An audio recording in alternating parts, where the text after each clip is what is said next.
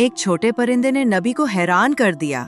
क्या आपने कभी सुना है कि एक परिंदा, सिर्फ एक छोटा सा परिंदा, एक नबी को हैरान कर गया?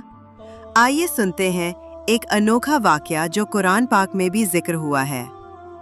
हजरत सुलेमान अलैहिस्सलाम को अल्लाह ने बेपनाह ताकत, हिकमत और ऐसी सल्तनत अता की थी जिसमें इंसान, जानात और परिंदे सब शामिल थे।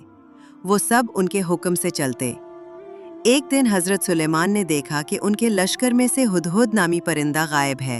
वो नाराज हो गए और फरमाया, मैं इसे सख्त सजा दूंगा अगर इसकी गैर हाजिरी की माकूल वजह न हुई।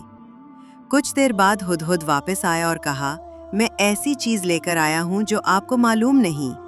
मैं सबा की कौम से आया हूँ, हुदहुद कहता है। वो एक औरत को बादशाहत करते देख कर आया है। उसका नाम बिल्कीस है, लेकिन अफसोस वो और उसकी कौम सूरज को सजदा करते हैं। ये बात हजरत सुलेमान के लिए हैरत का बायस बनी। हजरत सुलेमान ने एक खत लिखा जो हुदहुद के जरिए मलका बिल्कीस तक भेजा गया। इसमें लिखा, अल्लाह के नाम से जो बड़ा मेहरबान, निहायत रहम वाला है, मेरे ताबे हो जाओ, इस्लाम कबूल करो। अल्लाह ने एक छोटे परिंदे के जरिए एक बड़ी कौम की गुमराही को जाहिर किया। ये वाकया हमें सिखाता है कि इल्म का जरिया कोई भी हो सकता है। किसी को कमज़ोर मत समझो। अल्लाह हर चीज़ से बाखबर है।